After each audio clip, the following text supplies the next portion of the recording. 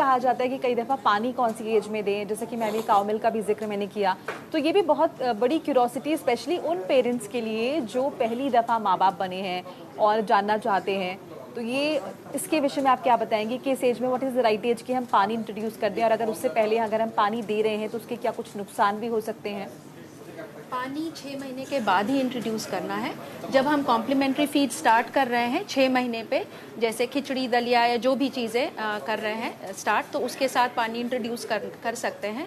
Before that 6 month से पहले बच्चे की जो थर्स्ट है वो क्वेंच हो जाती है बाय मदर्स मिल्क इटसेल्फ। इसीलिए बच्चे को माँ के दूध के अलावा और कुछ भी, नॉट इवन वाटर, पानी बिल्कुल भी रिक्वायर्ड नहीं है 6 महीने से पहले। सो बहुत सारे पेरेंट्स यस आते हैं, स्पेशली न्यू पेरेंट्स, जो पूछते हैं कि इसको पानी दे सकते हैं कि नहीं, if the baby is like 1 month या 2 महीने का है तो नहीं, पानी की कोई ज़रूरत नहीं है 6 महीने से पहले। बच्चे की दूध और उसका माँ के दूध से बच्चे का जो पोषण है और जो थर्स्ट है वो पूरा मतलब रिक्वायरमेंट उसकी पूरी हो जाती है बच्चे की। पानी 6 महीने के बाद करना है। एंड आई पर्सनली से कि हर मील के बाद बच्चे को पानी ज़रूर दें, क्योंकि एज डॉक्टर मृदुल से कि प्रॉपर खाना टाइम पे नहीं स्टार्ट करने से और पानी भी कम लेने से कॉन्स्टिपेशन की प्रॉब्लम एग्रेवेट होती है। तो 6 महीने के बाद जब हम कॉम्प्लीमेंट्री फीड स्टार्ट कर रहे हैं, उसको जो भी दे रहे हैं उसके बाद कोशिश करें कि बच्चे को थोड़ा ज़रूर पानी ऑफर करें। बट बिफोर 6 मंथ्स पानी बिल्कुल भी रिकमेंडेड नहीं है। पानी के साइड इफ़ेक्ट्स हो सकते हैं क्योंकि बच्चे की इम्यूनिटी बहुत अच्छी नहीं है बिफोर 6 मंथ्स ऑफ एज। तो अगर हमने पानी प्रॉपरली बॉइल्ड नहीं है या कुछ प्रॉब्लम है तो वो भी, प्लस वो अननेसेसरी लोड है ऑन द बेबी अगर हम 6 मंथ से पहले दे रहे हैं। तो 6 मंथ्स के बाद भी जो पानी देना है वो बिल्कुल साफ़ होना चाहिए, या तो आरओ का होना चाहिए या उबाल के ठंडा किया हुआ होना चाहिए। नॉर्मल रूटीन वाटर बच्चे को बिल्कुल नहीं देना चाहिए।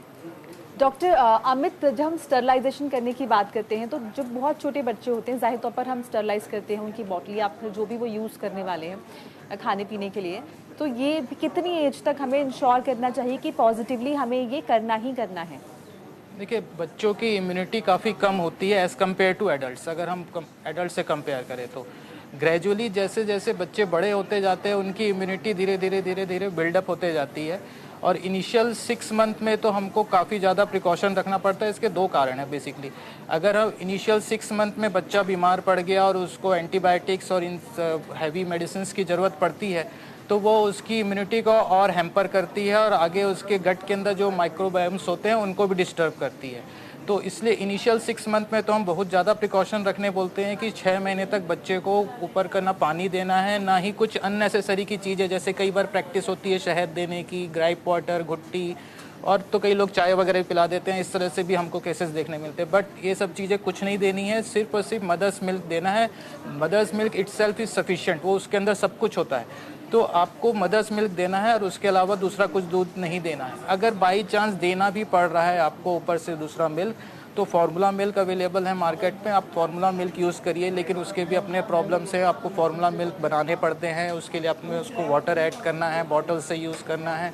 बॉटल्स अगर स्टरलाइज नहीं किए जाएंगे तो बॉटल बहुत ज़्यादा इंपॉर्टेंट सोर्स हो जाते हैं इन्फेक्शन इंट्रोड्यूस करने के। और ये हमारे जैसे देश जो इंडिया है, जहाँ पे इतनी ज़्यादा आबादी है और लोग उतने जागरूक नहीं हैं, वहाँ पे bottle is one of the important source of infection in small children below 6 month of as.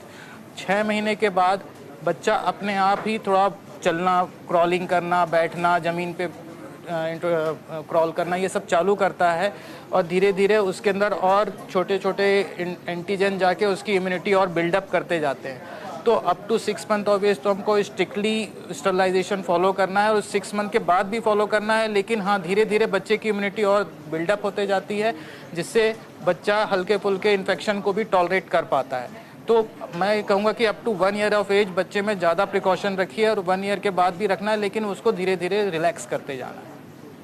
Doctor मृदुल, जैसे कि नॉर्मली बहुत सारे केसेस में ऐसा होता है कि ब्रेस्ट फीड बच्चे नहीं ले पा रहे हैं, जो भी XYZ रीज़न उसके पीछे हैं।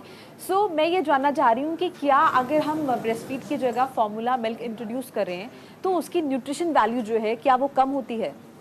अगर हम फार्मूला मिल्क की बात करें तो न्यूट्रिशन वैल्यू ऑन पेपर अगर देखा जाए मैच टू मैच इक्वल होती है और कई कम नहीं होती है। यूजली कई बार न्यूट्रिएंट्स एक्चुअली बेटर होते हैं, आयरन फोर्टिफाइड होता है, पर डाइजेस्टिबिलिटी एंड अडेप्टेबिलिटी होती है और एक्चुअली इम्यूनोग्लोबिन जिसको हम इम्यूनिटी बोलते हैं वो कम होता है।